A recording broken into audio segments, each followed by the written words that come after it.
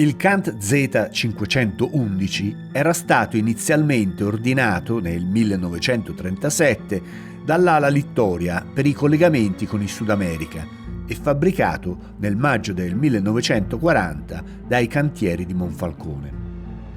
Sul principio, quando viene collaudato, il mastodontico idroplano sembra interessare più la marina che l'aeronautica, la quale intendeva utilizzarlo per azioni d'assalto aviogamma, la prima delle quali, con un balzo di 4.300 km, deve concludersi con il bombardamento del porto persiano di Bandar Shapur, da dove partono gli aiuti inglesi per l'Unione Sovietica.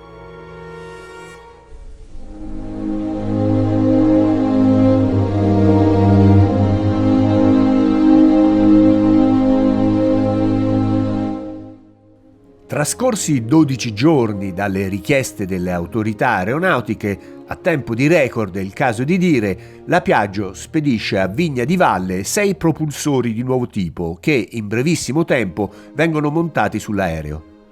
Nonostante però i ritocchi tecnici, la Marina esprime altri dubbi, sicuramente fondati, tanto che in una delle ultime riunioni l'idrovolante viene definitivamente scartato.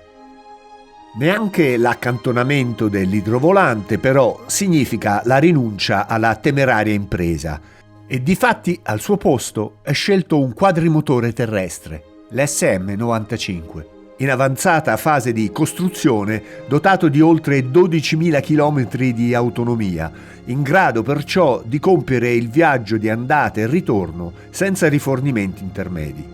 È la macchina che occorre per realizzare con successo l'operazione S.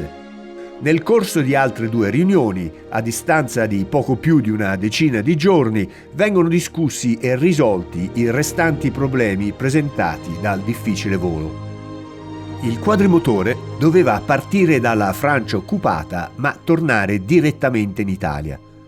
Nel maggio del 1943 il progetto viene sottoposto all'approvazione di Mussolini. Il duce vuole sapere i nomi dei piloti, le caratteristiche della macchina, poi, scrollando la testa, dice: «Tutto bene, ma niente esplosivo. Non andiamo per fare danni, ma per dimostrare che, nonostante l'esistenza dell'oceano per cui l'America si sente al sicuro, possiamo raggiungerla quando vogliamo.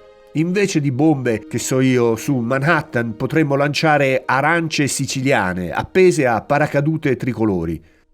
L'esclusione delle bombe permette di accrescere ulteriormente il carico di benzina, calcolato in 23.800 litri, e che garantisce di coprire un tragitto di oltre 13.000 km. Tutto è ormai deciso, la macchina e gli uomini sono pronti, ma quando è effettuata l'ultima prova dei motori, improvviso arrivò l'armistizio. Come detto prima, insieme al progetto di colpire New York dall'aria, ce ne fu un altro che prevedeva un attacco via mare. L'idea era stata già concepita nel 1941 da 3 ufficiali che in seguito sarebbero divenuti famosi: il tenente di vascello Angelo Belloni, direttore del reparto tecnico sperimentale del Centro Studi sulle attrezzature subacquee della Scuola Sommozzatori di Livorno, il tenente di vascello Eugenio Volk, comandante della Scuola Sommozzatori e in seguito del Gruppo Gamma, il primo nucleo degli incursori della Marina, e il tenente di vascello Junio Valerio Borghese, allora comandante del Regio Sommergibile Scirè e futuro comandante della 10ª Flottiglia MAS nella RSI. Ma fu solo nel luglio del 1942 che si inizia a pianificare un attacco notturno e spettacolare nella baia della Grande Mela per affondare più navi possibili, specie quelle militari, ormeggiate sul fiume Hudson. L'idea viene approvata da Mussolini, incoraggiato dal successo degli uomini della 10ª MAS che, nella notte fra il 18 e il 19 dicembre 1941, avevano affondato 4 navi militari britanniche nel porto di Alessandria.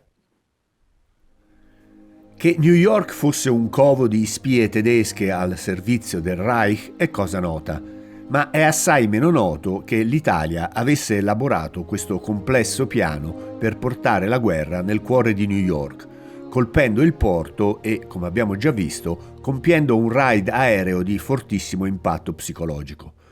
Accantonato quest'ultimo, la Regia Marina invece progetta un'altra operazione via mare, da eseguire nel dicembre 1943 e che ha lo scopo di impressionare Hitler e mandare un forte messaggio a Churchill.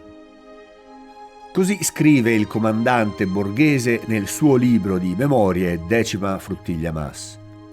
Gruppi di nostri sabotatori navali, compiuto il faticoso tirocinio, erano in viaggio per raggiungere i porti neutrali a cui erano assegnati.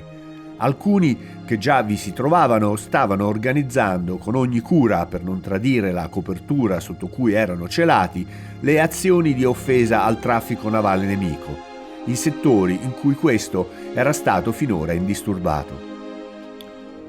Dopo un anno di prove ed esperienze condotte sul lago di Iseo dal sottotenente di vascello Massano, ad alcune delle quali avevo partecipato, era stato messo a punto il sommergibile d'assalto, il CA, adattandolo alle nuove funzioni.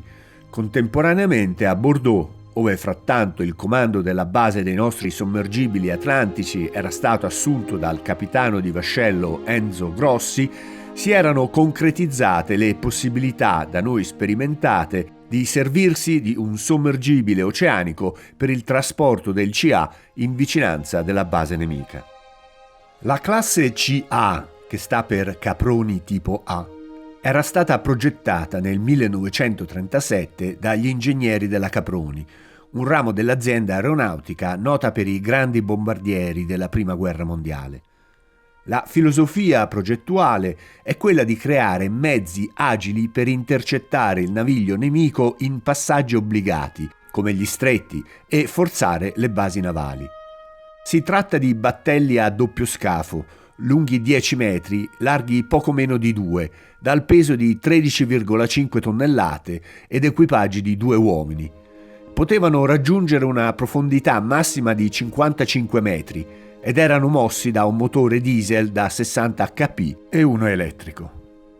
Le prove dei 2 prototipi, che per motivi di segretezza non sono stati neppure iscritti nel ruolo della Regia Marina, si rivelano però deludenti.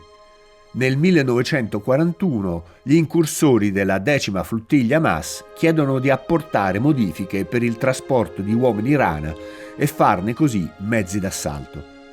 Le prime 2 unità sono quindi riportate al cantiere Caproni di Monte Colino sul lago di Iseo per essere modificate.